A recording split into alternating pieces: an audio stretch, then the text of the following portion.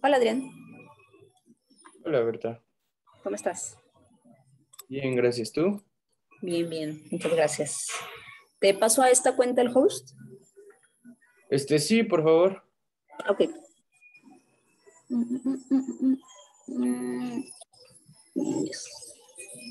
Listo. Y sí, no se paró la grabación. Súper. Sí, va. Vale. Gracias. ¿A ti?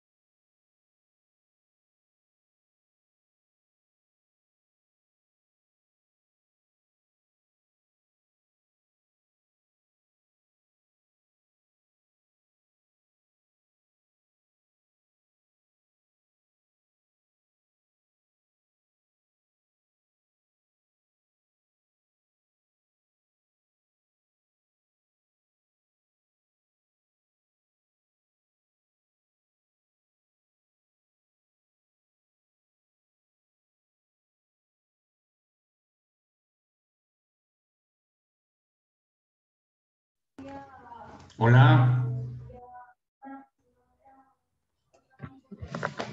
hola.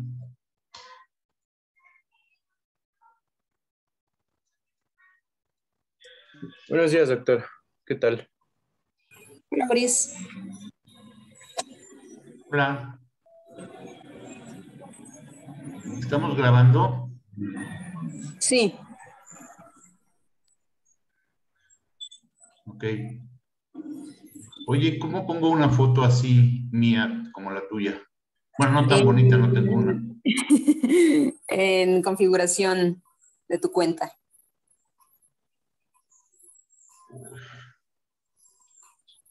¿Y eso dónde está? Eso está.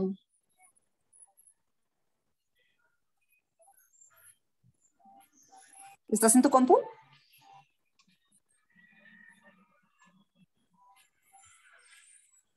Si estás desde tu computadora, en el cuadrito del Zoom, no en el de la sesión, sino en el Sí. del Zoom, inicia sesión, tienes que iniciar sesión, tener una cuenta y arriba a la derecha dice, bueno, arriba dice Home, Chat, Meetings, Contacts y Apps.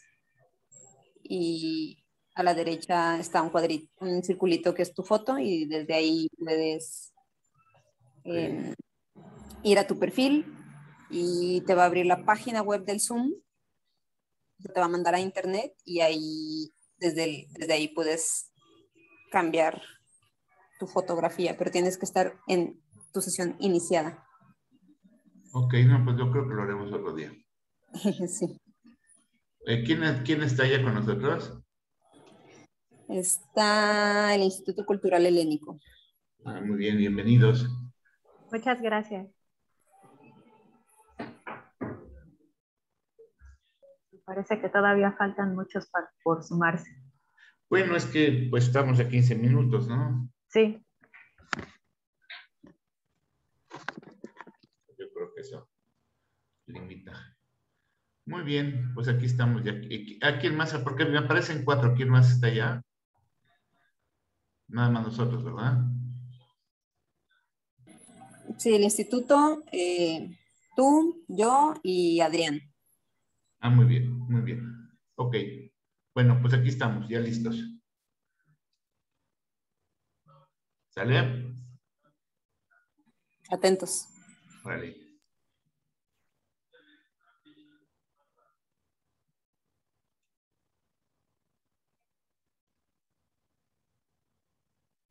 Hola. Espérame un segundo.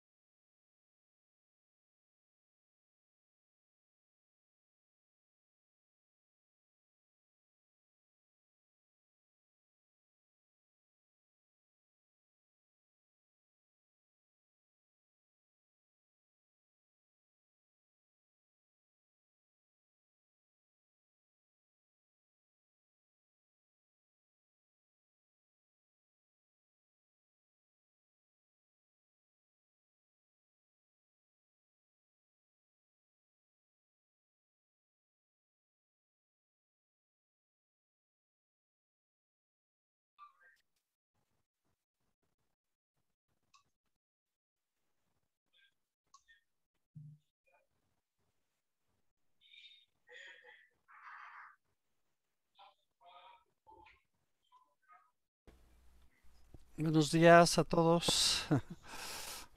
Buenos días, querido Arturo, ¿cómo estás? Pues bien, ya aquí ya estamos. Eso es todo. Eh, bien.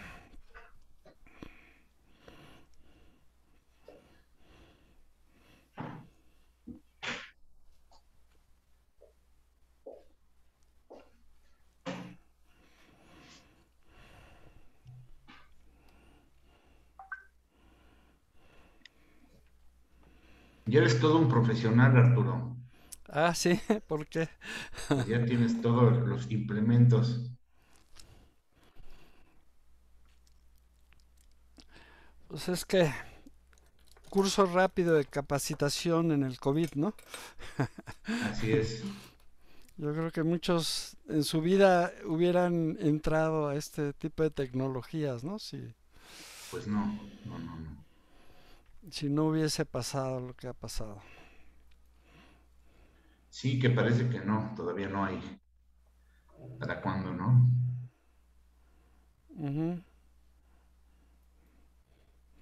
Muy bien. Pues ya estamos entonces. No ha Ya entrado estamos Israel, listos. ¿verdad?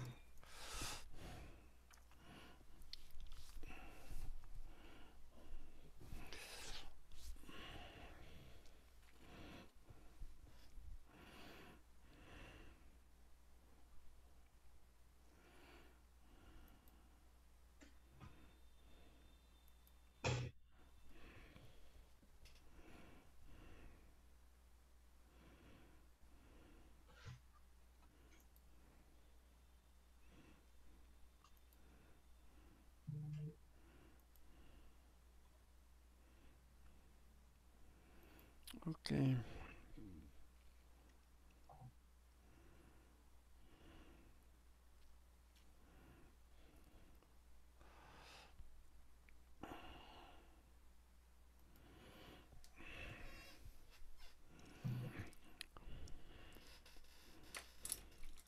Israel tendrá, yo le dije la hora y demás, pero sí tendrá claro, ¿no?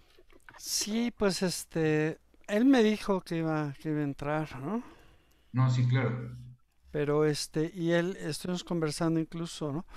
Estamos viendo ya la posibilidad del libro, ¿no? Claro, sí, sí me dijo. Sí, Eso va a estar muy entonces, bien. se ha estado, ya sabes lo que son las instituciones así cuando son dictámenes y dictámenes y dictámenes, ¿no? Es terrible. Pero pues ¿Y, ya está, creo que en el y- comité general del INA, y ¿no? quién, Entonces, quién nos dictamina? pues primero fueron externos, o sea, entraron eh, dictaminadores españoles, o sea, uno de la Universidad de Zaragoza, creo, y otro de... Y ya pasamos, no pasó el último, que es el que hicieron, pues no son alumnos, ya son como profesores adjuntos y eso. Ujú. Decidimos mejor retirarlo para no retrasarlo, pero de todos modos, ¿cómo se llama?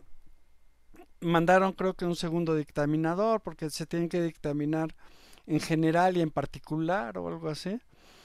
Y luego a partir de eso pues ya lo mandaron al comité editorial de publicaciones de Lina, ¿no? Que son como... Pues yo estoy en la de publicaciones de la ENA, ¿no? Pero Ujú. pues, juntan como ahí a profesores y dicen hay esto, hay esto, hay esto, ¿no? Claro. Ujú.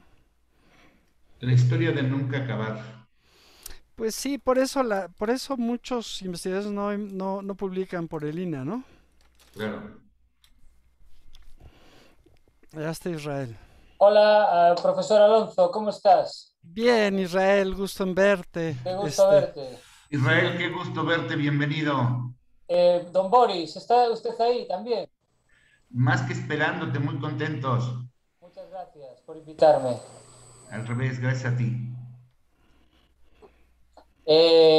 Profesora Arturo, tiene usted la imagen corporativa de la ENA, ¿no? Detrás.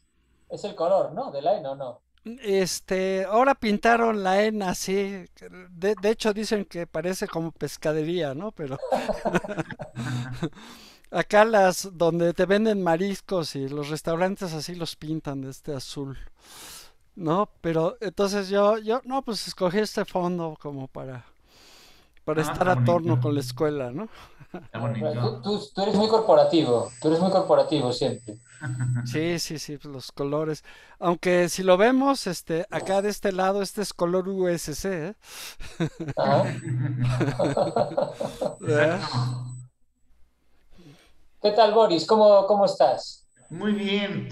Me da mucho gusto saludarte. ¿Cómo estás tú?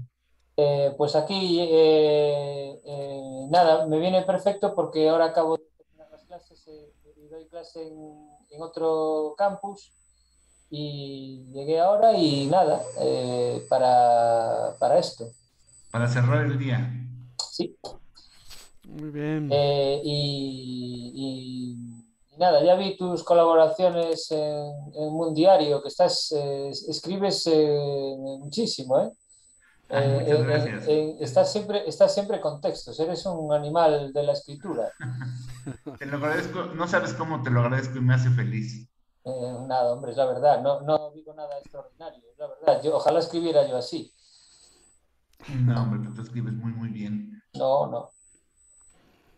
Pues nos tocó un sismo muy fuerte hace 2 días. Qué horror, ¿no? Sí, Sí, Espantoso, estuvo muy duro y además muy prolongado. así es. ya vi que lo ponías tú en las redes, Arturo, pero no fue en DF, ¿no? Pues acá sí estuvo y luego pues fue muy feo porque lloviendo, pues lloviendo un poco como llueve en diciembre allá en Santiago. Yo cuando hace frío y llueve me acuerdo de Santiago, ¿no? Es que estamos al revés. Aquí llueve cuando allá no llueve y allá llueve cuando aquí casi no llueve. Entonces sí, cuando llegué era un clima un poco extraño para mí, ¿no? Y luego hay una lluvia que es como de aspersor, así como, como para todos lados. Esa sí ya fue terrible, Bueno, ¿no? Oye, aquí hoy está lloviendo muchísimo, ¿eh? Sí.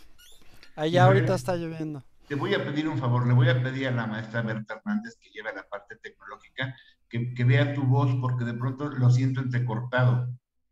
La mía, Sí, sí, Boris. sí. Berta, si nos apoyas, por favor.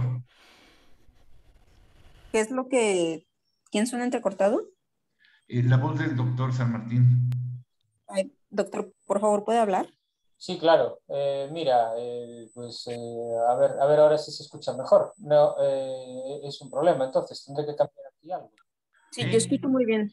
Ahora sí, muy bien. ¿Me Muchas escuchas gracias. bien? Sí, sí, vale, vale.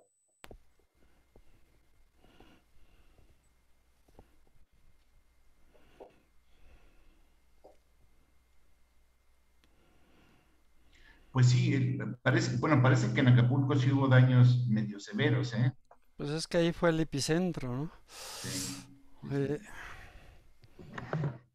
Sí, sí, fue. sí, yo me Creo. acuerdo cuando estuve allá en Santiago que hicieron un simulacro, ¿no? Y les pregunté, bueno, que aquí hay tiembla. Empezaba porque la palabra tiembla no la usan, sino sismo, ¿no? Y entonces, no, aquí se queman las- los edificios. Dije, bueno, ¿no? Sí, no, acá pues toda la protección civil es por los terremotos, ¿no? Claro, Claro, sí, Sí. sí, sí. claro. Pero bueno, ahí las construcciones ya están hechas especialmente, ¿no? ¿O no? Pues después de 85 tuvieron que reforzar y aún así hay quien sigue construyendo así como Dios le da a entender y entonces esas son luego las que se caen, ¿no? Ya el reglamento de construcción sí es ya más rígido, más. Pues es que después de 85 que se cayó media ciudad, pues imagínate, ¿no? Y bueno, todavía hay construcciones viejas, ¿no? Sí. Que quedan, sí. Sí, no, estamos curtidos en temblores. Y luego volvió a temblar el 19 de septiembre de 2017, el mismo día, ¿no?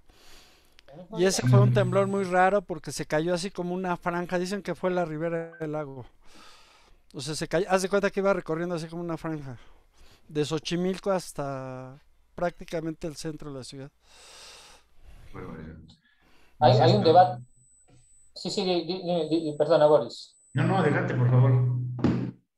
No digo que lo que yo sigo desde aquí, que hay un debate tremendo, ¿no? Con todo el tema de la colonización y todo eso, ¿no? Ahí, a Es nivel que historiográfico, está muy latente el debate, ¿no? ¿O qué? O es lo que me llega a mí por aquí, ¿no?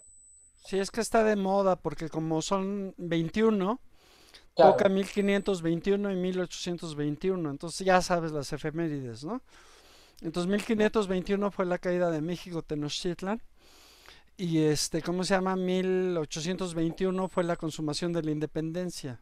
claro. Entonces, están con las dos fiestas, digamos. Bueno, una es como conmemoración y la otra es fiesta y obviamente pues por las declaraciones aquí y allá, ¿no? Ya ves que allá Vox contribuyó, pues entonces se encendieron un poco los ánimos, ¿no? En el asunto de si, qué eran los Claro. aztecas y qué. Yo lo que veo es mucho debate de libros, ¿no? También de publicación, Sí, en los suplementos culturales, de libros que salen con una perspectiva, con otra, ¿no? sí. Unos desde allá, otros desde aquí. Bueno, yo creo que va a empezar bastante. No, Boris, el libro que hiciste tú ¿cómo se llamaba? ¿Cómo se llama el hombre ese? Que coordinaste, Dios, ¿cómo se llama siempre? ¿Cuál? El de... El que coordinó Boris sobre Trentamanti, ¿cómo se Ah, llama? bueno, es claro, León León Portilla, es Portilla, así, ese, el León ícono, Portilla. claro. Eso es. Sí, Miguel León Portilla, en paz descanse, ¿no? Pues el libro es un homenaje, de Sí, sí. hecho, a León Portilla.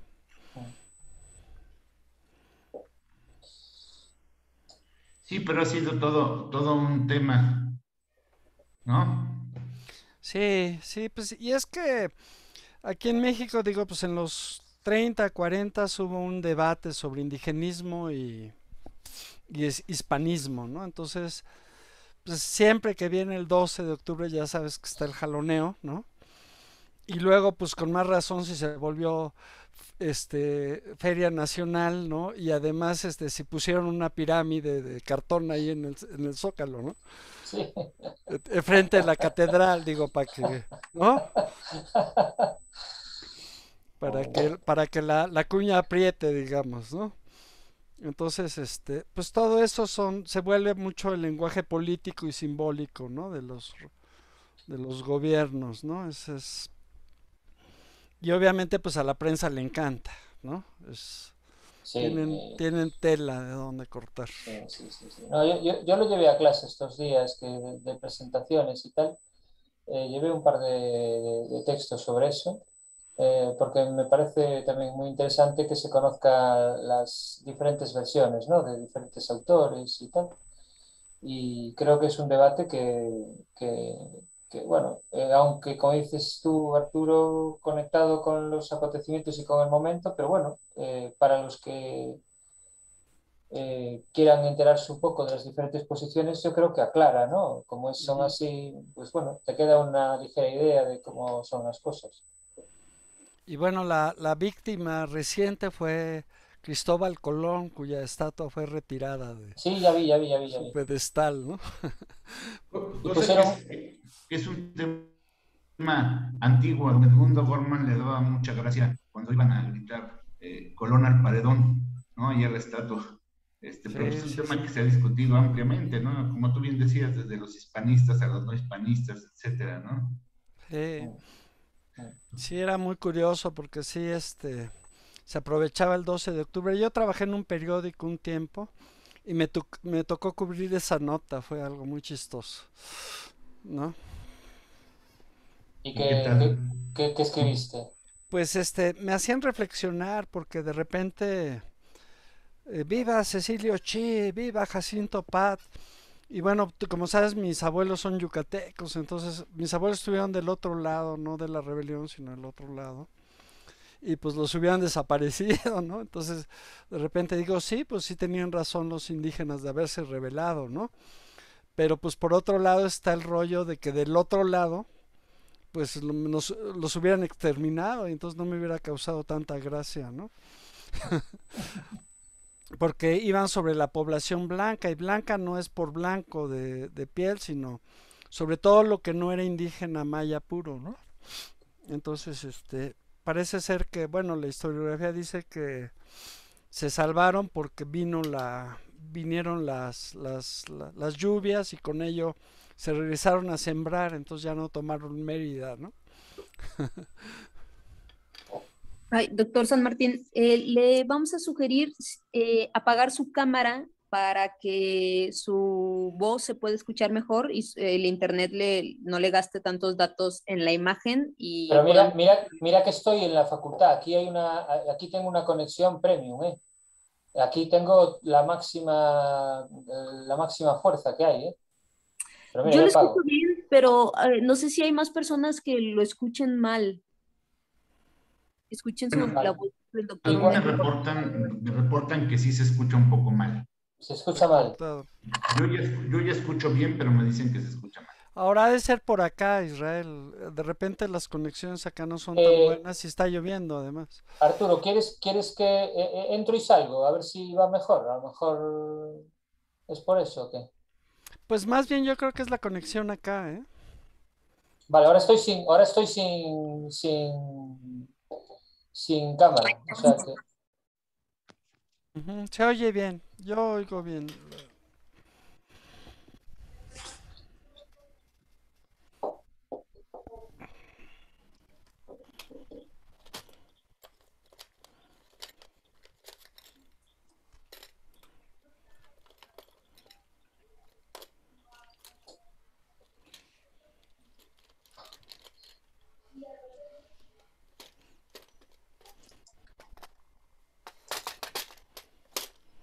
Bien.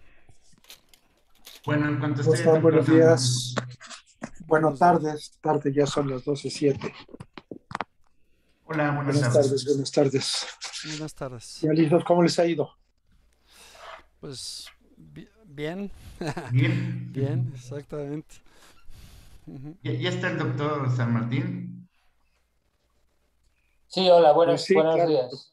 claro. Bueno, pues Sí, buenas me lo tardes. mandas, te lo firmo y te lo Eh, regreso. ¿Dejo la cámara así, Para que lo apagada o qué? manden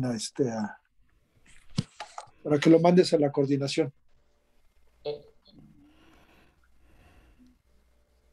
¿Ya?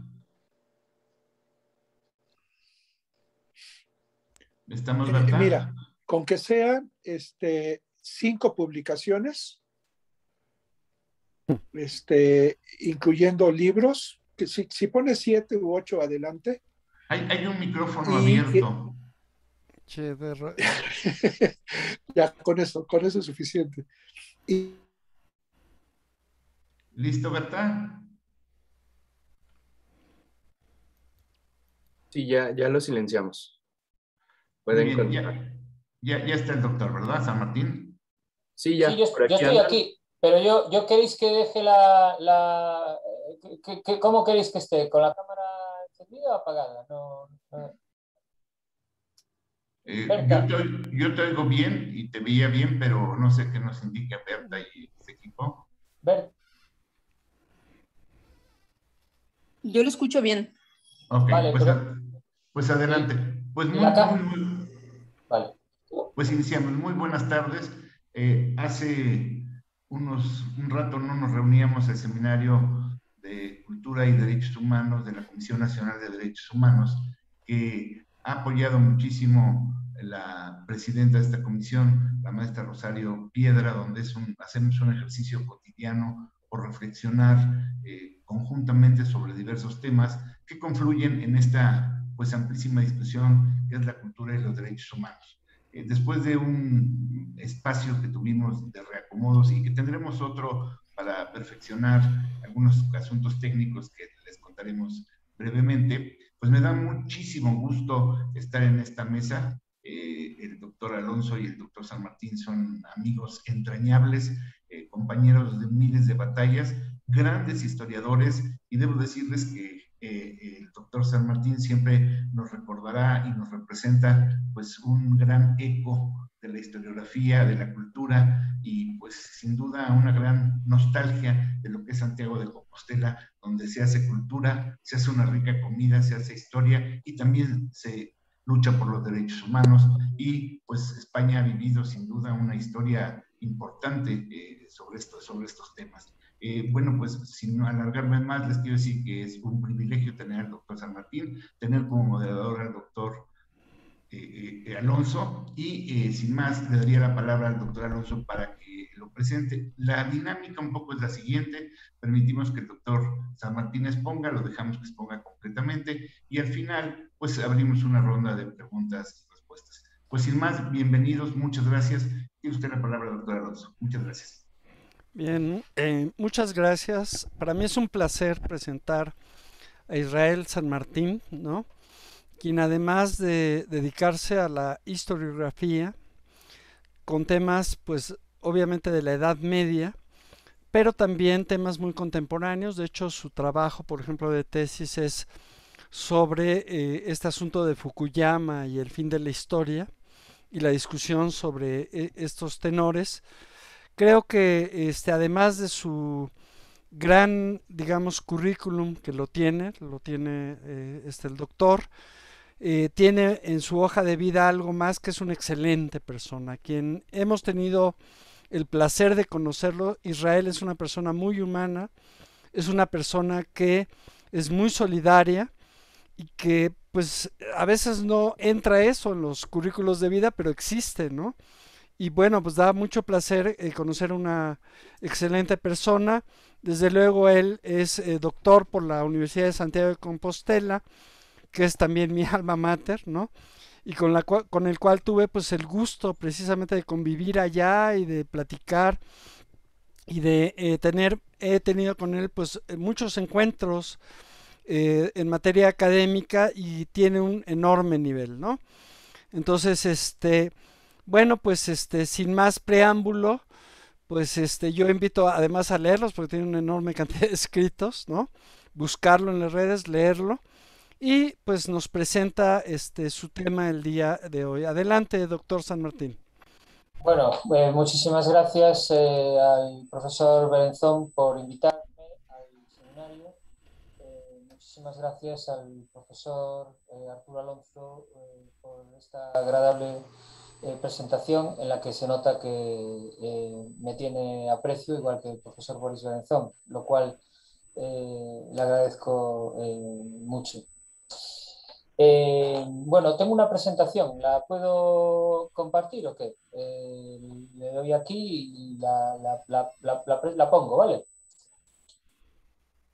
No puedo compartir. Sí, claro, adelante. Permítame. Me pone que el anfitrión inhabilitó la función de compartir las pantallas de los participantes. Listo, ya está activada. Ah, vale. Bueno, entonces voy a empezar. Vamos a ver, claro.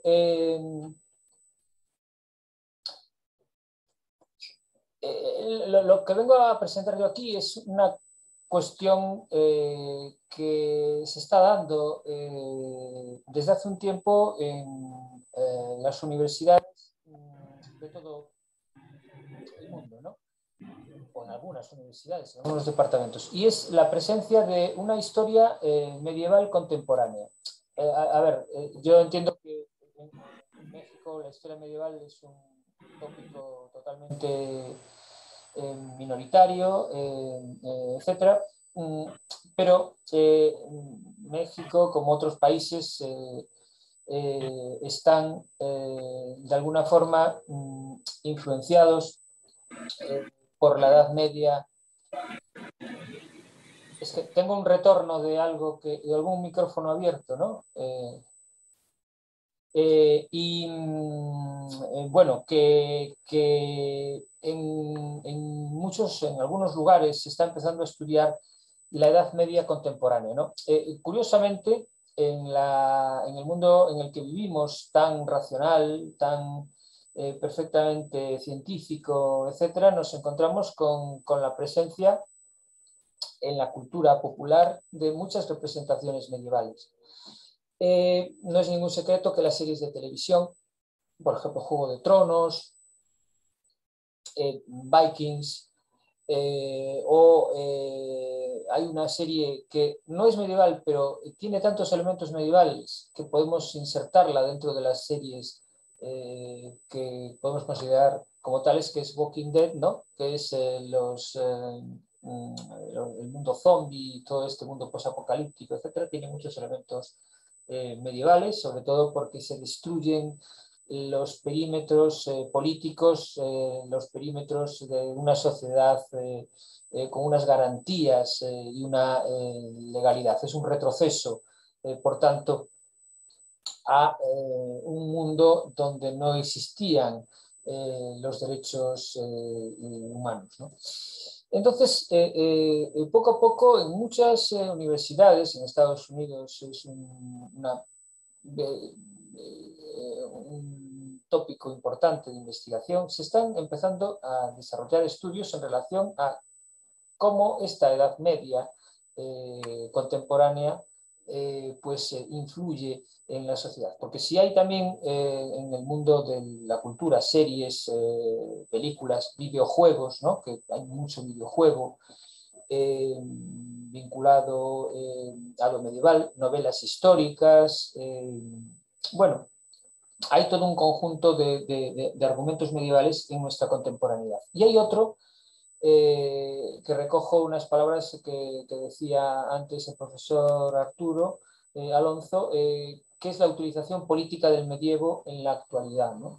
Que también es otra cuestión importante. De alguna manera, en el caso mexicano, lo podemos ver en las reflexiones que existen sobre la colonización, la conquista, como quieran llamarlo, los diferentes autores, los diferentes acontecimientos, etc.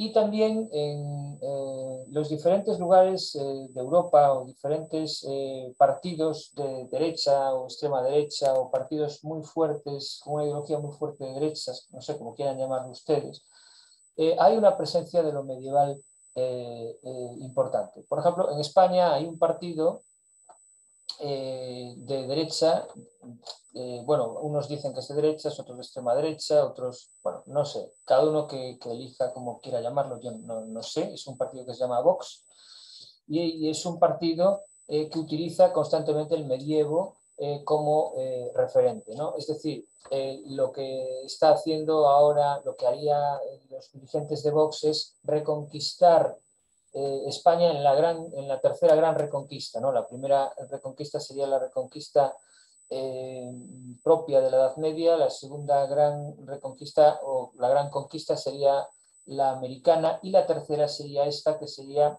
reconquistar de nuevo España y recuperar una España católica, una España con determinados valores tradicionales vinculados a estas ideas, ¿no? Sus dirigentes aparecen, cuando aparece el partido, aparecen en un caballo y vinculando, reconquistando España de nuevo. No es algo extraño esto, ¿no? Es decir, el concepto de neomedieval o de utilización del medievo en el mundo contemporáneo se está dando en muchos partidos de esta matriz popular, populistas, ¿no? Que llaman aquí de derechas, ¿no? Entonces están utilizando el pasado para justificar determinadas cuestiones del presente y ese pasado medieval especialmente, ¿no? Por lo tanto, tenemos diferentes matrices de utilización del mundo medieval en la actualidad, en lo que podemos denominar lo medieval contemporáneo, ¿no? Claro, no hay nada más lejano de los derechos humanos que el mundo medieval, ¿no? Donde la vida pues, tiene una significación diferente, donde la muerte está más presente, donde la violencia tenía una participación diaria muy elevada. Es decir, estamos ante un mundo donde lo que hoy podemos denominar los derechos humanos pues no están muy presentes. Pero lo interesante de esto es ver cómo se utiliza el medievo en lo contemporáneo para registrar acontecimientos que estarían fuera de todos los componentes estos de los derechos humanos, ¿no? Por ejemplo, tengo aquí esta pieza de un diario, Una Edad Media para las afganas, ¿no? Es decir, en un acontecimiento como la salida de los cuerpos occidentales de Afganistán, nos encontramos con que la situación se certifica como una edad media para las afganas, vertiendo sobre la Edad Media toda una serie de consideraciones inexactas sobre el mundo de la mujer, por ejemplo, en la Edad Media, ¿no? Regresar a la Edad Media, etc. No es exactamente así, ¿no? La Edad Media se tiende a desfigurar, ¿no? Ni es la época oscura donde prácticamente no se podía vivir, donde las mujeres no tenían placer, donde las mujeres no tenían ninguna participación, donde no sabían ni escribir, etcétera. No es eso, ni tampoco es un lugar en que las mujeres pues tenían una significación muy grande en cuanto a escritura, o en cuanto a la política, etcétera, ¿no? Las últimas investigaciones están dando todo lo contrario, ¿no? La importancia de las mujeres en todos los ámbitos de la Edad Media. ¿Qué sucede? Que hay toda una serie de debates, de alguna forma, en relación a la propia presencia de las mujeres, ¿no? Y eso también se descarga de una especie de debates ya un poco pasados sobre por ejemplo, sobre las autorías, ¿no? La primera ginecóloga en la Edad Media se llama Trótula de Salerno. Había una escuela en Italia que se llamaba así, la escuela de Salerno, y la discusión es si Trótula era la verdadera artífice de esa escuela o no, ¿no? Y tiene un tratado, y si la escribió ella o si lo escribió un hombre, etcétera. Tenemos así muchas de las debates, ¿no? Por ejemplo, la primera autobiografía de una mujer en la Castilla de bajo medieval, pues era Leonor López de Córdoba, una mujer que escribió su vida, de alguna forma, una vida difícil. Bueno, pues el debate es si lo escribió ella o si lo mandó a escribir a un hombre, etcétera, como si los autores hombres medievales escribieran ellos, los propios cronistas escribieran ellos los libros que están haciendo, ¿no? Por tanto, digamos,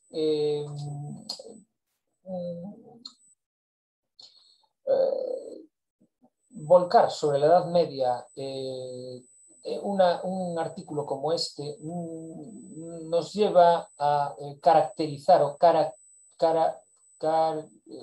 hacer una caricatura del mundo medieval, ¿no?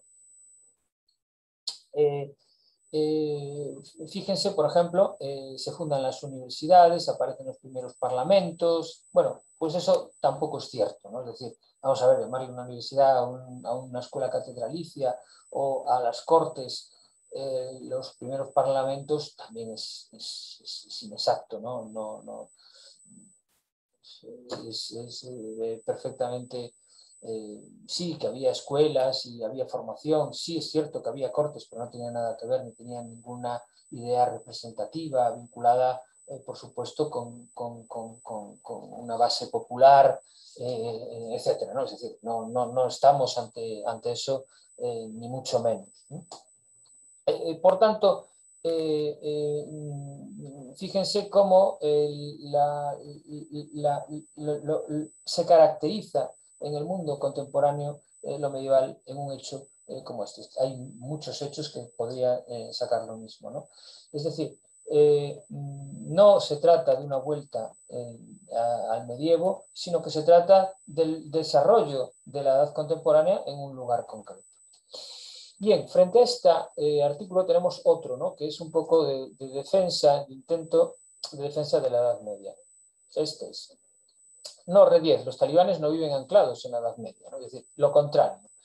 Hablando, el medievo fue origen de algunas instituciones buenas como los gremios, la universidad y los parlamentos. Bueno, pues no es así tampoco como acabamos de ver, ¿no? Es decir, la Edad Media no es un tiempo negro, no es el pozo de la historia, pero tampoco es un tiempo rosa, no es un tiempo que tengamos que estar especialmente sacando virtudes de este tipo. Esto representa también una utilización política de la idea de parlamento, de la idea de universidad, etc. Muy propia, por ejemplo, de la historiografía inglesa, ¿no? Donde los ingleses construyen todo alrededor de la idea de parlamentarismo, alrededor de esa primera constitución que supuestamente tienen ya ellos en el mundo medieval. Es decir, bueno, unos desajustes muy grandes en relación con lo que eran los textos y los acontecimientos en ese momento, ¿no? Bueno, con esto quiero decir que estamos ante... A ver, es que tengo...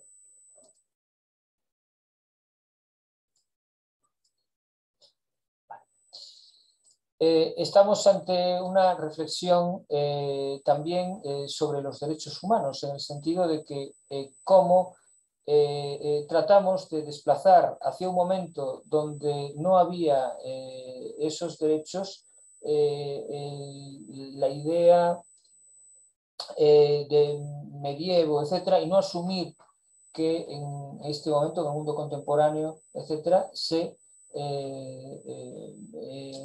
secuestran estos derechos humanos. Bien, vuelvo, después volveremos tengo algunas piezas para ir viendo algunas cosas. Vamos a ver un poco la presentación que he preparado para hoy. Bueno, esto es básicamente lo que es el neomedievalismo, ¿no? Es decir, el neomedievalismo se denomina así, hay diferentes libros, ahora veremos, la utilización del medievo en la sociedad contemporánea, ¿no? Otros le llaman el medievalismo contemporáneo, otros le llaman posmedievalismo, otros le llaman... Todavía no hay acuerdo sobre esta cuestión. Y es interesante porque es un tema también cultural, ¿no? Es un tema cultural en la investigación y es un tema cultural en la propia sociedad. ¿Por qué atrae tanto lo medieval? ¿Por qué hay tanta novela histórica con elementos fantásticos? ¿Por qué hay tantos videojuegos con escenario medieval? ¿Es un escenario fantástico? ¿Por qué? Porque el mundo medieval tiene una parte, una construcción de la realidad donde lo mágico, lo maravilloso, lo diferente, lo extraño, la superstición está muy presente, ¿no? Entonces es muy atractivo tanto en la plástica como en la reproducción para los diferentes productos culturales, ¿no?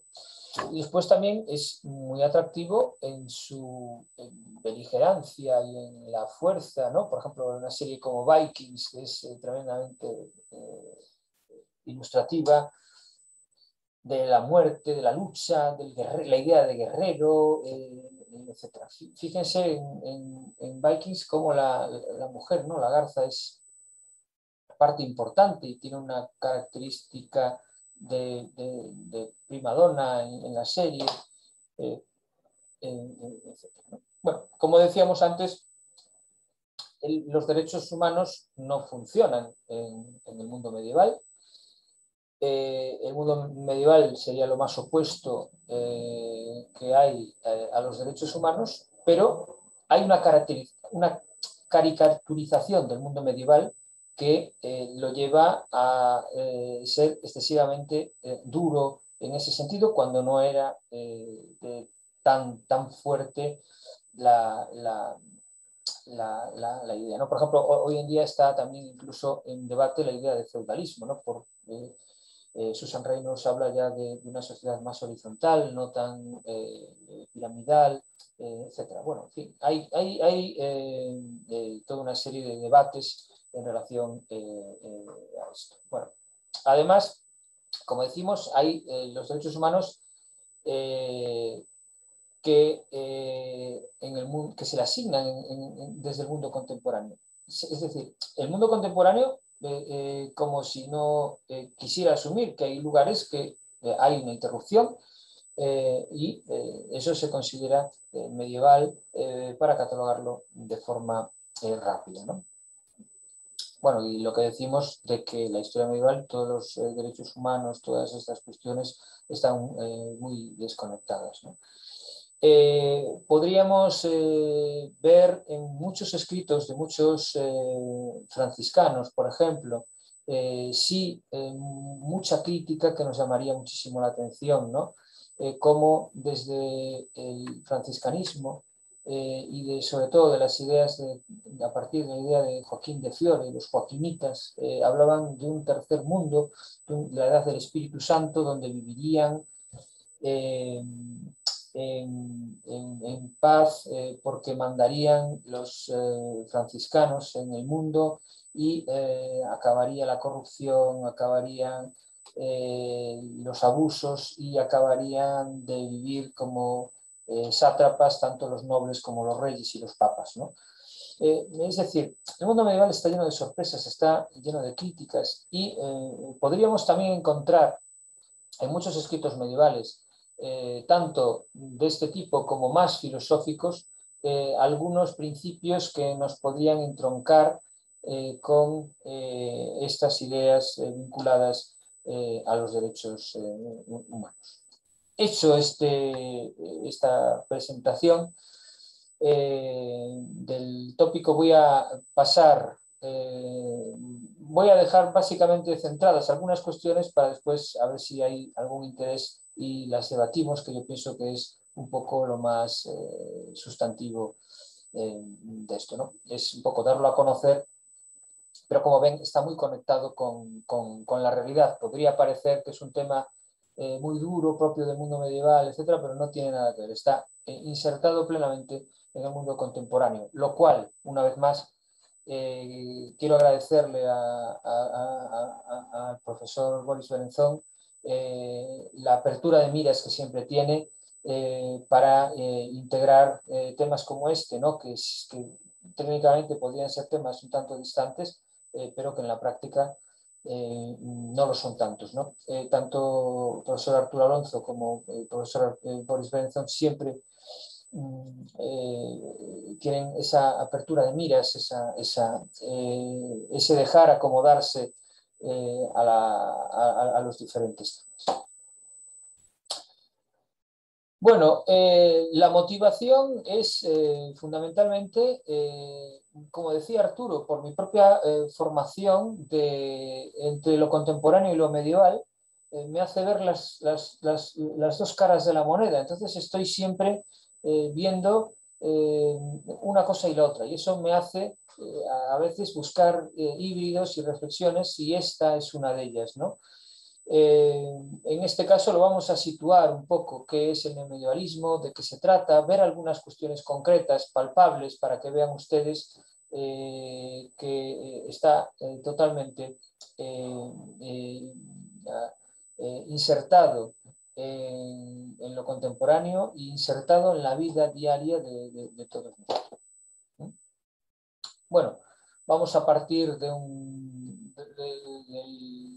la idea historiográfica que manejamos, después vamos a discutir un poco sobre el concepto de neomedievalismo, vamos a hablar de la diferenciación entre nuevo medievalismo y neomedievalismo, el neomedievalismo y las nuevas tecnologías, y después y diferentes segmentos en los que encontramos neomedievalismo, ¿no? La historia digital, la actualidad histórica y la cultura popular.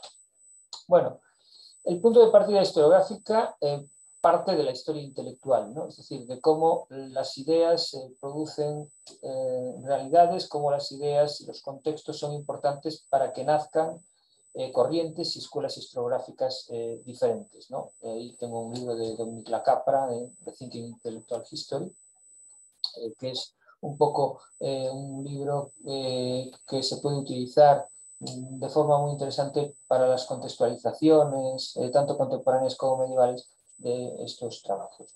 Y este libro es el de Calfu Belso, que es un poco un libro, digamos, clave en el desarrollo de toda esta idea de medievalismo, ¿no? Que es Defining Neomedievalism, que tiene una primera parte, que es esta, y tiene una segunda parte, para que vean que no es un pedaleo mental mío, sino que es algo sostenido en lecturas, bueno, y investigaciones de otros historiadores. Bien. Tampoco es nuevo el concepto de neomedievalismo. Humberto Eco en el año 73 ya lo utilizó, ¿no? Para referirse a la sociedad, a la influencia del mundo medieval. En realidad el letrero del neomedievalismo ha ido... Alan Mink en los años 90 tiene un libro que se llama La Nueva Edad Media, ¿no? Aquí han salido diferentes libros que llevan el letrero de lo medieval para referirse a la economía y el nuevo mundo capitalista, ¿no? Que nos llevaría a un nuevo feudalismo, etcétera, ¿no? Es decir, estamos, por tanto, ante una categorización constante, ante un diálogo constante entre lo medieval y lo contemporáneo, aunque sea una idea de lo medieval un tanto esquemática, ¿no? Bien, ¿cómo lo podemos definir? Bueno, pues podemos definir como un concepto en sí mismo, ¿no? Es decir, el neomedievalismo como una corriente historiográfica, pero también lo podemos definir como lo medieval en el mundo contemporáneo, como el estudio de lo medieval en la cultura popular, o lo medieval en relación con las nuevas tecnologías. No hay un acuerdo sobre cuál es el significado concreto del neomedievalismo. Es todo y no es nada, ¿no? Son de estas cuestiones, mientras no tengan un enganche administrativo, no tendremos unas definiciones más precisas. Le pasa un poco igual al concepto de humanidades digitales, ¿no? Que son conceptos, mientras que no se sitúen institucionalmente con departamentos, etcétera, que es de lo que se trata, o es de lo que se trata para muchos, pues eso. Bueno,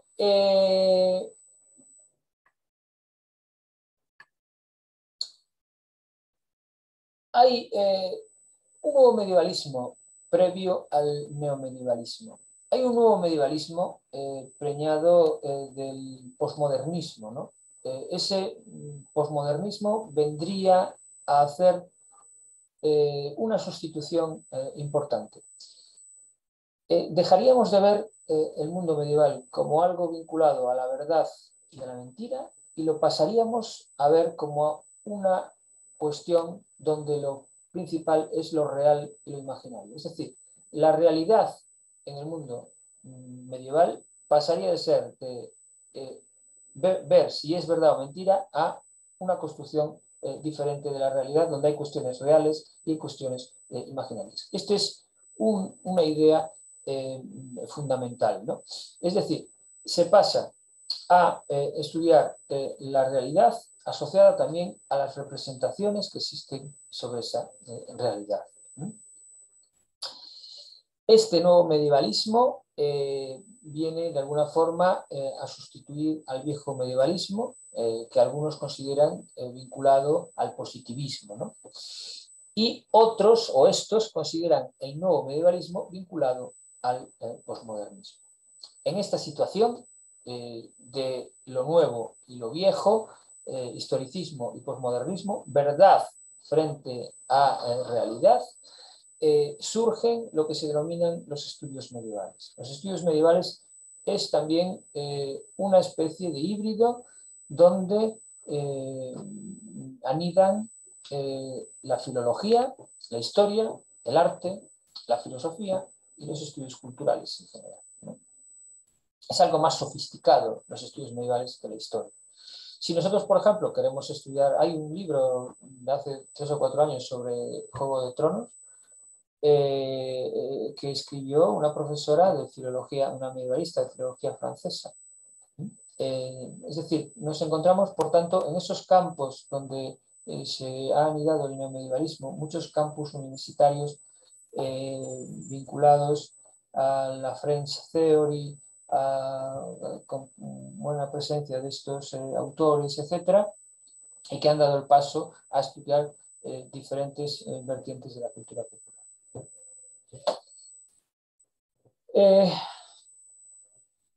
Aquí hay una cita sobre el nuevo medievalismo y el neomedievalismo. Un texto histórico adquiere una entidad en sí mismo al ser analizada la historiografía medieval desde una perspectiva mucho más amplia, como artefacto literario, como narración histórica y como intermediario entre el presente en el que es articulado y el pasado al que hace referencia, ¿no? Esta es una idea de ese nuevo medievalismo.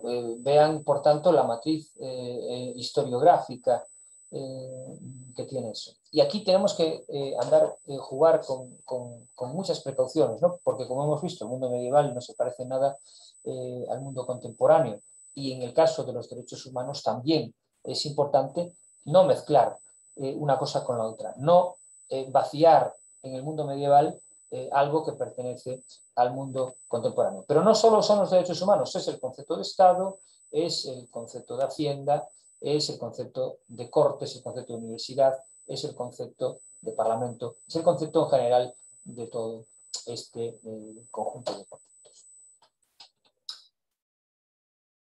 Bueno, el neomedievalismo asociado a la historia y a las historiografías digitales. Bueno, hay una parte del neomedievalismo en el que podemos ver la interacción entre el medievalismo y las nuevas tecnologías, ¿no? Lo que se denomina historia digital, humanidades digitales, ¿no?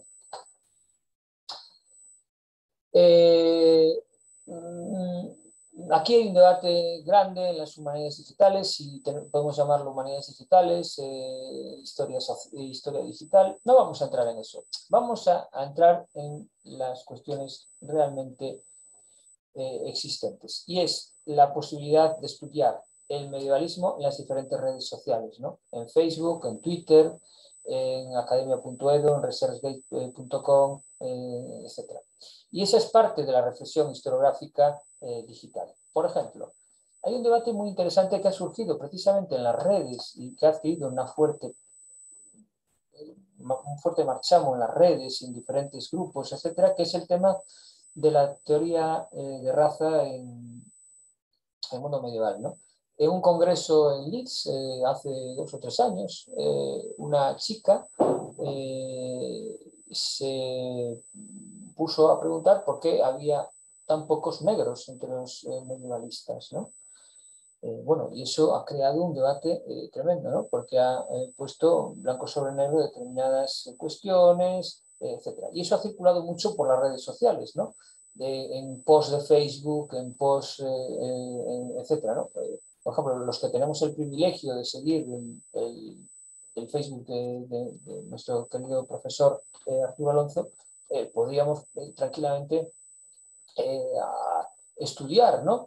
Esas publicaciones, porque tienen muchísima reflexión, mucho contenido historiográfico, ¿no? Mucho contenido también vinculado con los derechos humanos, con los derechos de las personas, con el respeto, con toda una serie de valores, ¿no? Bien, pues esta es una primera posibilidad de ver el mundo medieval en la sociedad contemporánea. Esto no está muy aceptado, ¿no? Hace poco yo leía una evaluación de una persona que trabajaba estos temas, el medievalismo en Facebook, y ponía, bueno, esto no puede ser considerado investigación, ¿no? Y ahí, claro, tenemos que ser conscientes de que los estudios de los tweets, de los posts en Facebook, etcétera, no son aceptados por una gran parte o una parte de la comunidad de historiadores, ¿no? Bien, por tanto, redes sociales, la historia digital y la cultura de masas y lo que se denomina la historia pública, ¿no? Que es precisamente el desarrollo de la historia para que llegue a todos los públicos posibles. Y esta es otra de las cuestiones esenciales en todo esto, ¿no? Es decir, la historia digital asociada a las redes y a la posibilidad de llegar a todo el mundo hace que grupos de historia medieval en Facebook, por ejemplo, tengan 200.000 seguidores, ¿no? Hay muchos de 100.000, de 50.000, y es un público tanto especialista en medieval como interesado o curioso del mundo medieval. Y se llevarían ustedes una sorpresa al ver el reparto, ¿no? Porque muchos países que no tienen historia medieval forman parte de esos, ¿no? Yo tengo algún estudio de algunos grupos de Facebook. Porque también fíjense que el mundo del medieval se estudia en lugares donde no hubo Edad Media. Por ejemplo, hay un centro muy interesante de Edad Media en Australia. En Estados Unidos hay un centro en Texas tremendamente fuerte sobre historia medieval, ¿no? Es decir, hay muchos lugares en los que se estudia el mundo medieval que no tienen nada que ver con el mundo. Bien, vamos a ver algunas ideas o algunas cuestiones concretas en las que se pueden estudiar el neomedievalismo aplicado a la historia digital, ¿no? Por ejemplo, en blogs, ¿no? Hay unos blogs académicos muy buenos que son los de franceses, Hipótesis, ¿no? Tengo aquí uno.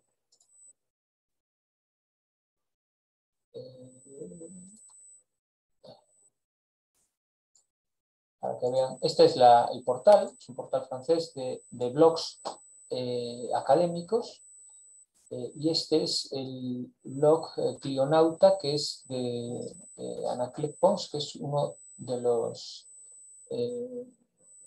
iniciadores del género de los blogs en España, ¿no? Yo creo que el primer blog que hubo de historia en España lo hizo Anaclet Pons, y tiene un libro precisamente sobre la historia digital, etcétera, que es un éxito absoluto, ¿no? Bueno, volvemos aquí. También en diferentes portales, ¿no?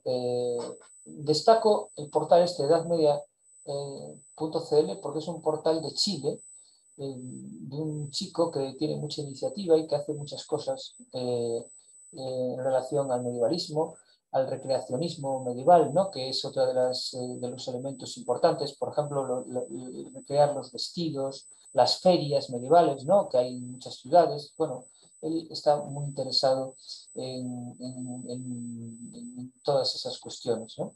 Y también es una forma de neomedievalismo, ¿no? Las ferias, bueno, aquí en España es típico. No sé si Arturo, cuando estuvo, o Boris, les coincidió de visitar una feria medieval, etcétera, ¿no? Que son recreaciones en mundo medieval, bueno, un poco sui generis, pero bien. Bueno, algunos Menestrel es un portal muy potente también francés. Aquí lo tienen. Ahí tienen todo, es una cosa tremendamente muy buena, el Menestrel, ¿no? Vale. Estos son consultas de textos online, también es otro campo de trabajo en el mundo medieval, que hay determinados lugares que ponen en abierto manuscritos, crónicas con miniaturas, etc. Destaca el portal francés de Gálica, y destacan algunos trabajos que están haciendo en Canadá o en Inglaterra sobre textos, muchos de ellos hispanos, ¿no? Españoles. Ellos se aprovechan de la falta de financiación en España hacia estos temas, y es curioso, ¿no? Como un país como Canadá, que tiene un instituto de estudios medievales potentísimo, se haya apropiado de determinados textos de la Historia General de España, de Alfonso X, etcétera, y con proyectos de millones de euros, proyectos de millones de euros para editar las obras, ponerlas en red, transcribirlas, etcétera, ¿no? Es muy interesante este mundo. También las sociedades, ¿no? Las diferentes sociedades de estudios medievales, ¿no? La Asociación Hispánica de Literatura Medieval, la Asociación Española de Estudios Medievales. En Brasil hay una sociedad tremenda, en Argentina también. El medievalismo brasileño es tremendamente fuerte, ¿no? Dentro de los países periféricos, ¿no? Bueno, en Estados Unidos, bueno, en Canadá. También las listas de distribución, ¿no? Pues aquí hay diferentes listas de distribución que funcionan diariamente o cada cierto tiempo y que pues hacen llegar información y crean una comunidad virtual de medievalistas. No es muy diferente a otras comunidades que existen en lo contemporáneo, ¿no? O en la historiografía o en muchas otras cosas, ¿no? Estamos pensando todos en Historia Debate y otros proyectos creados por el profesor Barros y otros proyectos que han venido funcionando también en base a listas, en base a páginas web. Las revistas en abierto también son una herramienta muy interesante para estudiar, ¿no? Y eso entra también dentro de la cuestión del neomedievalismo. Hay revistas muy importantes en Estados Unidos, en Francia, en España, en Portugal. Bien, también tenemos Facebook, ¿no?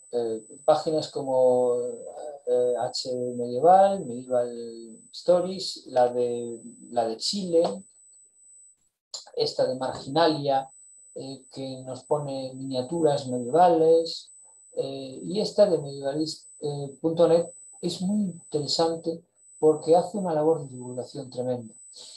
Tengo aquí la página para enseñarles. Es esta.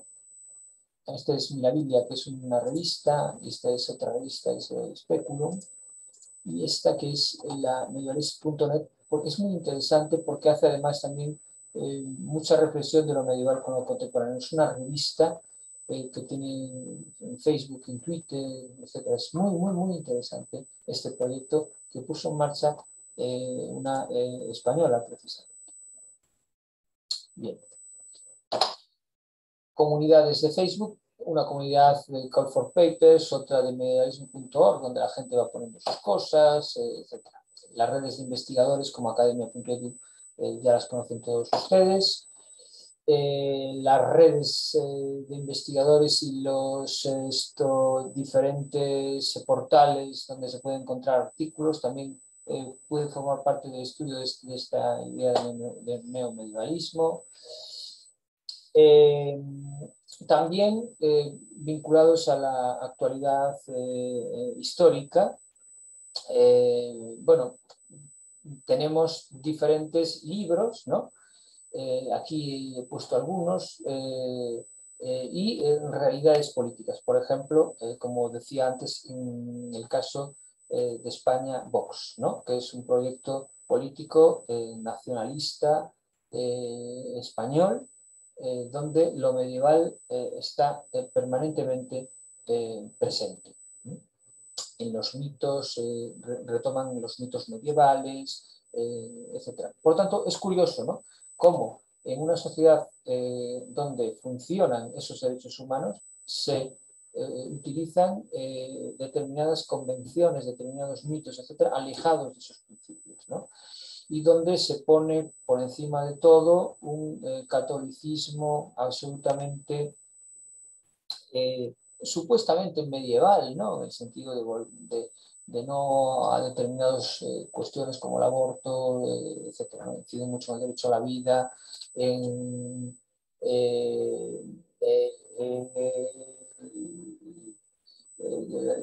que los matrimonios duren, bueno, toda una serie de cuestiones tradicionales, en muchos casos vinculadas al franquismo, ¿no? Bien, y llegamos al neomedievalismo asociado a la cultura popular, ¿no? Hemos visto, por un lado, lo vinculado a las nuevas tecnologías, por otro, a lo libresco y a la política, y ahora vamos a ver a otros productos culturales, ¿no? Vamos a empezar por las novelas históricas.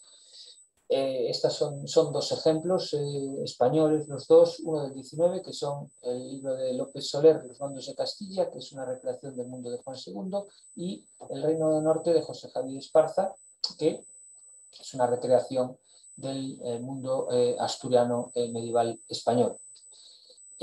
Muchos de los argumentos que hay en Vox son cogidos de novelas como esta, de José Javier Esparza, que además de ser novelista es también un periodista próximo a ese partido político, ¿no? La novela, por tanto, es un artefacto cultural, un producto cultural vinculado al medievalismo, al neomedievalismo y a la utilización del medievo en una sociedad contemporánea. En el siglo XIX también teníamos lo mismo con esta idea de López Soler, que se presenta como una especie de copista de Walter Scott, ¿no? Que es el creador de del gran medievalismo del siglo XIX, ¿no? Y bueno, es muy interesante algunos pasajes, etc. A mí me parece de importancia estudiar estas novelas porque ejercen un espejo interesante para mucha gente para aprender la Edad Media. Es decir, mucha gente la Edad Media que conoce, la conoce a partir de estas novelas históricas, donde se presentan como veraces muchos hechos que no lo son. Aparte de las cuestiones, en un sentido sofisticado, existe poca diferencia entre estudiar una crónica medieval y una novela histórica medieval en el mundo contemporáneo, porque tienen los mismos elementos que veíamos antes, de lo maravilloso, de lo real, imaginario, etc., ¿no? Las series de ficción, ¿no? Hemos visto ya Vikings, es una serie medieval basada en las sagas islandesas, las sagas que son unos textos tremendamente complejos, ¿no? Basados en la oralidad, pero que representan una sociedad muy determinada. Es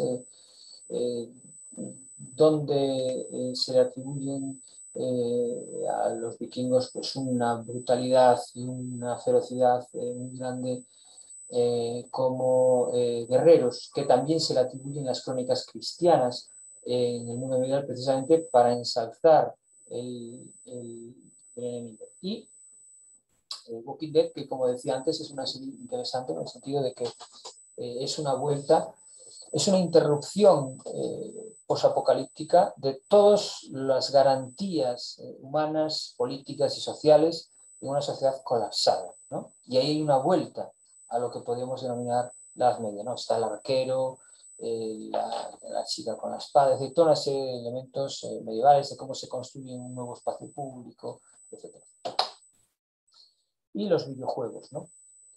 Los videojuegos son también un elemento esencial para ese nuevo medievalismo.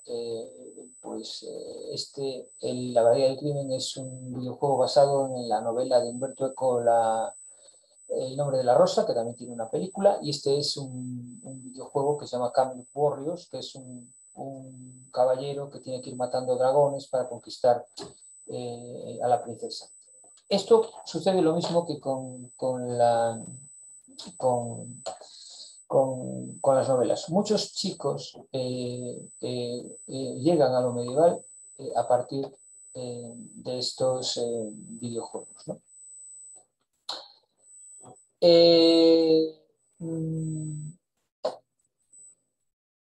También podríamos incluir aquí el cine, ¿no? El cine y por ejemplo, un mito como Robin Hood, que ha sido tantas veces revisitado. Y ahí tendríamos que ver la construcción de Robin Hood, la construcción de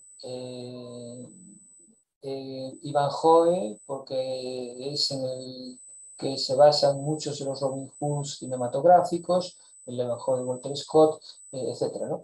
Que me temo que también es una idea, la idea del héroe popular, ¿no? Que es un poco la idea también del Zorro y de otros héroes en España también de crecimiento.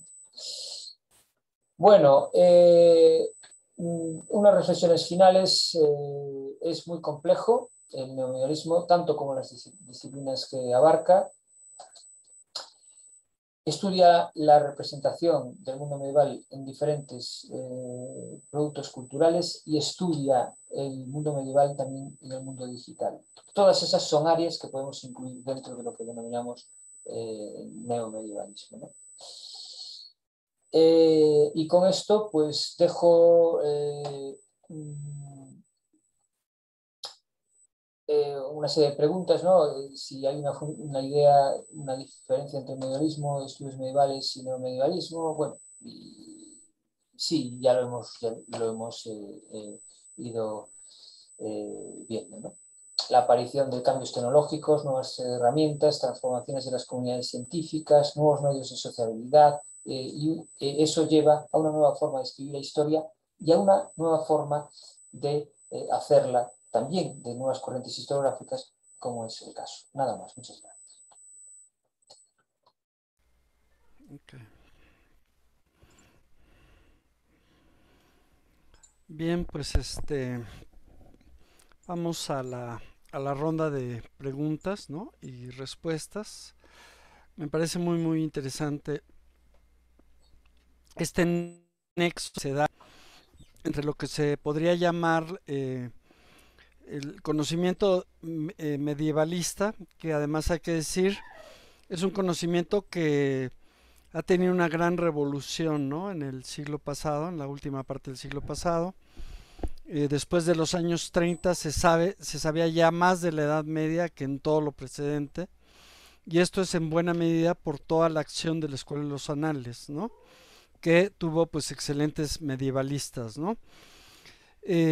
Bueno, tomando digamos lo que el doctor San Martín nos dice, pues pareciera como que este neomedievalismo y este conocimiento y liga entre el medievalismo y el medievalismo de la Edad Media, por decirlo así, pues está como atravesado por esto que quizás Moscovy llamaba las representaciones sociales, ¿no? Es decir, el conocimiento de la Edad Media en el público común y corriente, en el hombre masa, digamos, está atravesado por lo que la gente piensa que es la Edad Media y la manera como está atravesada esa Edad Media, y en buena medida esto pues quizás obedece a ¿cómo se llama? Al marketing y a las empresas culturales, ¿no? Es decir, este tipo de revistas que hacen y publican historia y que se dedican a hacer negocio con esto, pues en realidad parecen tener mayor penetración y más influencia en el público común y corriente, ¿no? Evidentemente, bueno, pues esto se sale un poco de la academia, ¿no? O sea, del mundo académico, donde se piensa, digamos, la Edad Media de otra manera, ¿no? Y cuya reconstrucción, pues, es algo difícil, ¿no? Difícil. Yo te quisiera preguntar, y bueno, y con ello abriría, pues, a otras personas las preguntas, ¿no? El impacto, por ejemplo, de el al-Andalus, que es parte de ese medievo, ¿no? En España en este momento, dado que pues me parece que una buena parte del mundo musulmán visita, o de los principales visitantes del mundo musulmán son precisamente pues los vestigios que quedan en Granada y en todos estos lugares. Y bueno, yo una de las cosas que observaba en estos musulmanes que van a esos sitios es que no lo ven como un museo, ¿no? Sino lo ven más bien como parte como de su cultura, como que se sienten muy orgullosos al ver, por ejemplo, pues la ciudad de Granada como parte de su historia, ¿no? Entonces, en este sentido, ahí tenemos otro neomedievalismo, ¿no? El medievalismo de aquellos que ven hacia el pasado, el siglo VI, VII, ¿no?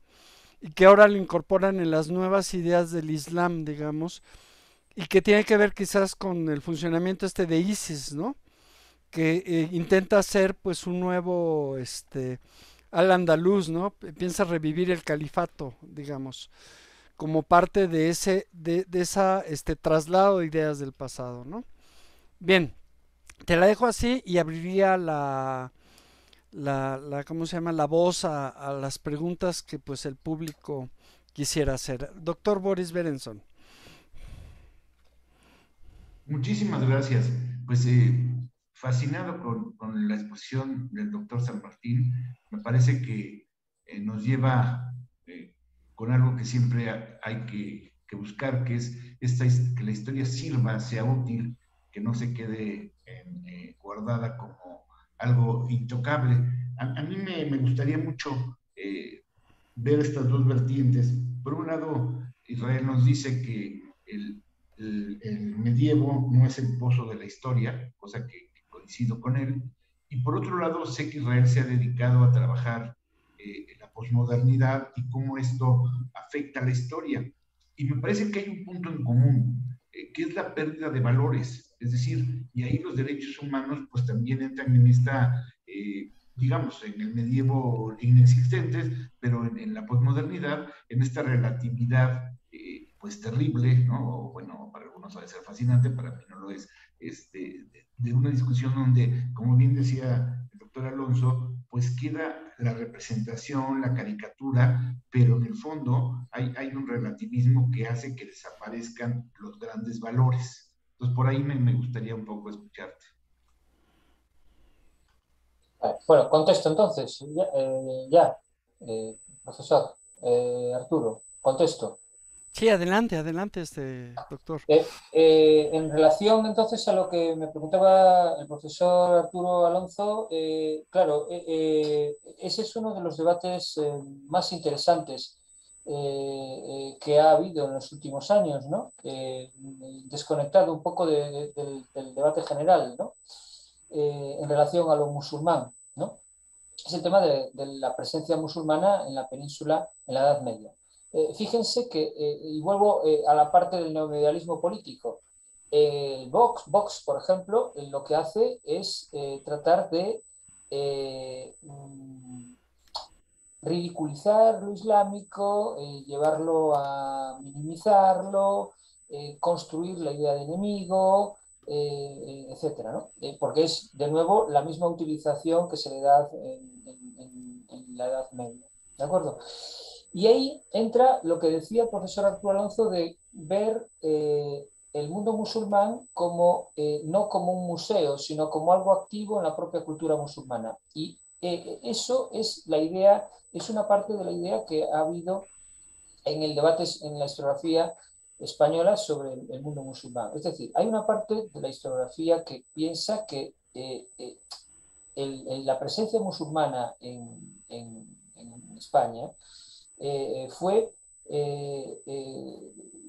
muy fértil, en el sentido de que, por ejemplo, nos encontramos con muladíes, nos encontramos con mozárabes, es decir, nos encontramos con personajes híbridos, con grupos híbridos, que demuestran que había una convivencia, ¿no? De hecho, hay un debate si la conquista musulmana a partir de 711 fue una conquista de batallas y guerrera, que sí hubo batallas, etcétera, o fue una conquista por capitulaciones, por negociación, etcétera, ¿no? Es decir, la convivencia de las dos culturas, de las tres culturas, si incluimos el mundo judío, es una de las características fundamentales y diferenciadoras del mundo peninsular respecto del otro mundo europeo. Pero fíjese, profesor Arturo, que en los últimos años ha habido, ya 40 años más o menos, hay un historiador que niega la conquista musulmana, y hay historiadores que ponen en tela de juicio esa idea de la convivencia, buscando espacios de confrontación, etcétera, ¿no? Por tanto, eso a un nivel local y conectado con toda la cuestión del ISIS, etcétera, tenemos que ver el mundo musulmán español como uno de los lugares más fértiles de la cultura occidental, porque ahí, del medievo, ¿no? Porque ahí fue donde se tradujeron los libros que llegaban de Oriente Medio y se tradujeron al latín, y del latín pasaron en el mundo español, pasaron a toda Europa, ¿no?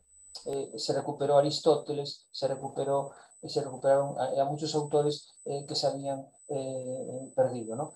Por tanto, pienso que los debates, o el debate que ha habido en los últimos años, por ejemplo, en Francia, con la negación de la influencia musulmana en Europa, con aquel libro llamado Aristóteles y el Islam, pues pienso que tienen un cedazo político muy grande, ¿no? Y entonces pienso que no tenemos que ver el mundo musulmán como algo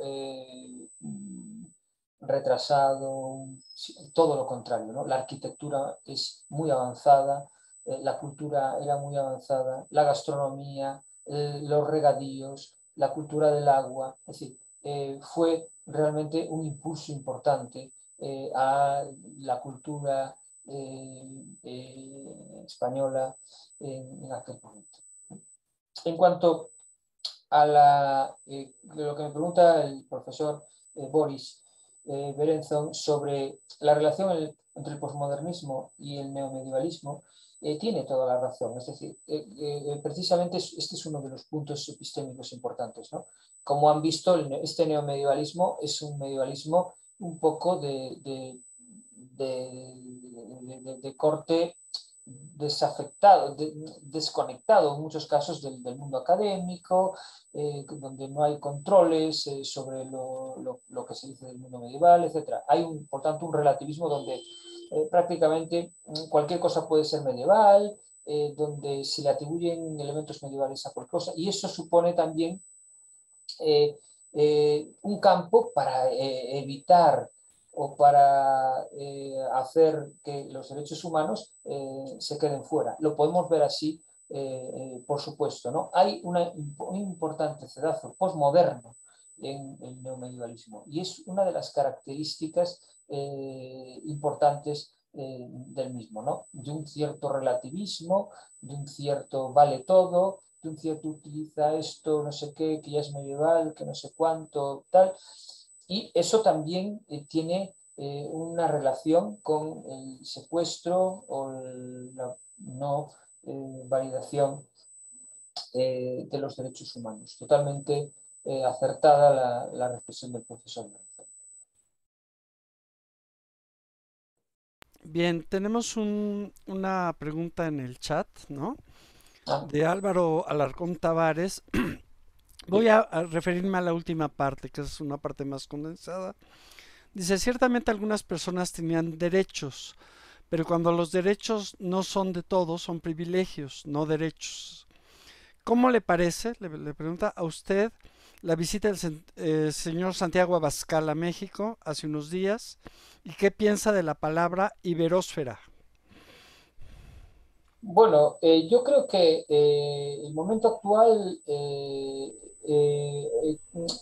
estamos haciendo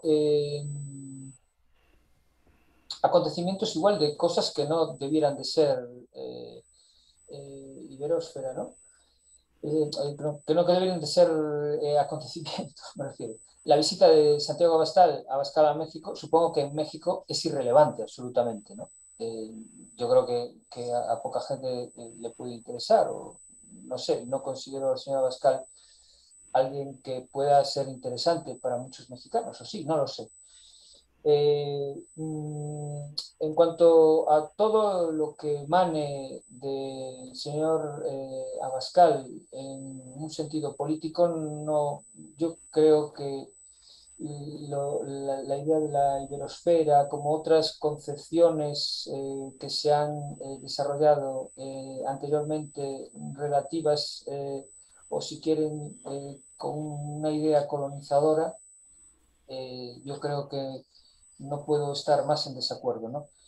Prácticamente con todo el programa relativo al mundo medieval de Abascal, es difícil estar en acuerdo cuando desde el punto de vista académico, ¿no? No, ya hablo desde el punto de vista político, que es irrelevante si yo lo que piense, ¿no? Pero desde el punto de vista académico pienso que no tiene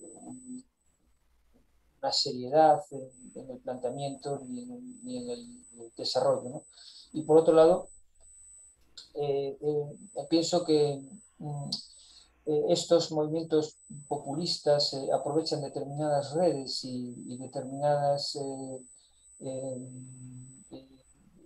estrategias de comunicación para darse importancia aquí, ¿no? En España. Abascal fue muy criticado en su momento por querer reunirse con miembros de la extrema derecha europea, etcétera, ¿no? Porque toda la cuestión de decir que no es de extrema derecha, etcétera. No sé si ese es si le interesa, no sé si le contesto.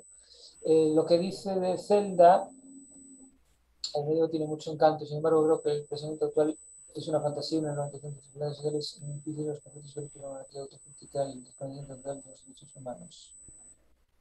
Derechos, pero cuando los derechos no son de todos, son privilegios. Sí, bueno, hablar de derechos en la Edad Media. A ver, de todas formas, en la Edad Media, por ejemplo, hay lo que decía antes, los esquematismos sobre la Edad Media hay que matizarlos un poco, ¿no? No es una locura, ¿no? No eran esclavos, ¿no? No eran esclavos. Claro, había una coerción económica fuerte, una coerción política, un juego a partir de la nobleza, de los campesinos, pero tampoco lo veamos como que la vida no le pertenecía a las personas ni nada de estas exageraciones, ¿no? Como pasa igual, como decía antes, con la historia, con las mujeres, etcétera, ¿no? Ahora hay, por ejemplo, también trabajos sobre la historia de los niños en el mundo medieval o de la vejez, ¿no? Incluso hay estudios sobre los impedidos físicos en el mundo medieval, etcétera, ¿no? Pero los marginados, ahí entran los enfermos, es decir, toda una serie de cosas que hoy en día no nos entran en la cabeza, ¿no? Porque buscaríamos cuidarlos, pero nos llevaríamos la atención, por ejemplo, de si cogemos determinados herbolarios, determinados libros de los poderes de las hierbas, de las curaciones, de la medicina, ¿no? De cómo muchas de las cuestiones que hoy nos preocupan ya eran presentes, ya estaban presentes en la época medieval. Bien. Hay otra pregunta acá que de Noemí Cruz, dice que lo felicita y dice, ¿cuáles serían las directrices para enseñar a la historiografía medieval, en especial en México, donde el medievalismo está tomando relevancia? Está tomando relevancia el medievalismo, pues es una buena noticia. A ver, las directrices para enseñar la historiografía medieval. Bueno, yo no soy quien para decirle nada a nadie, ¿no? De cómo tiene que enseñar nada. No soy un comandante ni una cosa no decirle nada. Pero yo creo que la historiografía medieval no se diferencia en nada de la historiografía contemporánea, ¿no? Es decir, la historiografía medieval se basa en las mismas cuestiones, que son los textos medievales y las consideraciones que hay sobre los mismos. Entonces, a partir de ahí, yo creo que hay que reflexionar sobre el concepto de historia en la Edad Media, que es un concepto también, como estamos hablando aquí, de los derechos, ¿no? Hablaba el interveniente anterior de los derechos. El concepto de historia en la Edad Media es un concepto complicado, igual que el concepto de historiografía, etc. Otra cosa es la historiografía sobre la Edad Media actual. Digamos que hay dos extractos en la historiografía. Hay una historiografía propia de la Edad Media, que son las crónicas, que son los libros de viajes, que son los tratados medievales, que son los anales medievales, que son las vidas de santos. Es decir, eso es una parte de la historiografía medieval. Y otra parte de la historiografía medieval es la escritura de la historia sobre la Edad Media en la época contemporánea. partiendo de estas cuestiones y de las diferentes escuelas que hay sobre el medievalismo, no hay, por ejemplo, podemos estudiar lo mismo que para la contemporánea. El análisis, el marxismo, el posmodernismo, todo lo que queramos, la historia de las emociones, la historia del presente, lo que queráis, lo que quieran, la podemos meter en la historiografía medieval. Por tanto, no veo ninguna diferencia y pienso que México, además, es un lugar donde yo he podido disfrutar de las clases del profesor Arturo Alonso, donde hay un altísimo nivel en el conocimiento de la historiografía, ¿no? Con lo cual la historiografía medieval pienso que será un elemento más en el crecimiento de las reflexiones historiográficas. Bien, hay otra pregunta de Saray Curiel. Dice, ¿de qué manera los prejuicios sobre el oscurantismo medieval representan las carencias en materia de derechos humanos actualmente?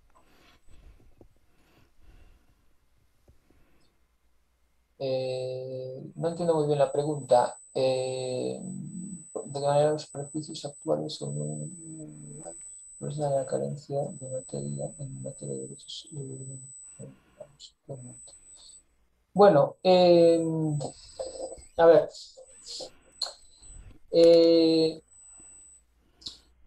Los prejuicios actuales sobre el oscurantismo medieval es una parte del conocimiento de la Edad Media, como decían antes algunos compañeros, vinculado a las esferas menos académicas, ¿no? Más a un entendimiento popular del mismo. Eso, ¿cómo lo relacionamos con los derechos humanos o las carencias en los derechos humanos actualmente? Bueno, he puesto algunos ejemplos, ¿no? Cuando en Afganistán hay un problema y hay supuestamente un retroceso, se habla de medievalismo y se habla, y bueno, y no se habla, se interrumpen esos derechos humanos, ¿no? Por tanto, están conectados las dos cuestiones, ¿no? Asociando lo medieval a la interrupción de los derechos humanos. Pero los derechos humanos están en continua carencia, como dice usted, continuamente, ¿no? Incluso en nuestro trabajo diario, ¿no? En la academia, con las campañas, con las coerciones, con toda una serie de instrumentos y elementos que el mundo académico maneja, piramidales, etcétera, ¿no? Es decir, vivimos en una sociedad en la que muchos analistas hablan de que vamos hacia la Edad Media, ¿no? Desde el punto de vista económico, desde el punto de vista político, de feudalización. Aquí en España se habla mucho de eso, ¿no? Por la desintegración un poco del Estado que está habiendo en relación a las tensiones territoriales, etcétera, ¿no? Y eso no deja de ser de una característica de esas carencias, como usted dice, de interrupciones de los derechos humanos y de la posibilidad de que todos podamos alcanzar una cierta igualdad, ¿no? En el trato, en las oportunidades, etc. Por tanto, de alguna medida, esa era un poco la idea de la charla, ¿no? Poner eso sobre la mesa, ¿no? Muy bien. No sé si al auditorio tuvieran alguna pregunta más, que solamente los veo con mentira. Ajá. ¿No? Bien, pues Pues si no hubiera alguna pregunta, en lo que aparece otra, le pediría a la maestra Saray Curiel, quien es la secretaria académica que ¿sí? Para que diera los datos para aquellos que han pedido una constancia y bueno, finalmente, pues de mi parte agradecer infinitamente al doctor Israel San Martín, a quien aprecio infinitamente, y al doctor Alonso su presencia a quien también aprecio infinitamente. Ambos los valoro, sobre todo como seres humanos, pero además como grandes intelectuales. Muchísimas gracias. Sí, gracias a ustedes, gracias a ti, Boris. Gracias, profesor Berenzón, gracias a todas las personas que han asistido y gracias al profesor Alonso. Muchas gracias. Okay. Bien.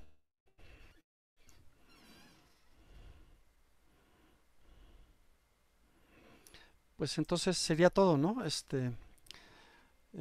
No sé quién realiza el cierre, o sea, de mi parte es todo.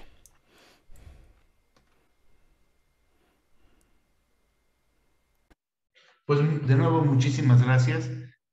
Nos veríamos entonces en 15 días, los mantenemos informados y Saraí Curiel les hará llegar un correo para aquellos que nos han solicitado constancias de participación, sepan a dónde referirse. Pues muy buenas tardes, buen provecho, muchísimas gracias.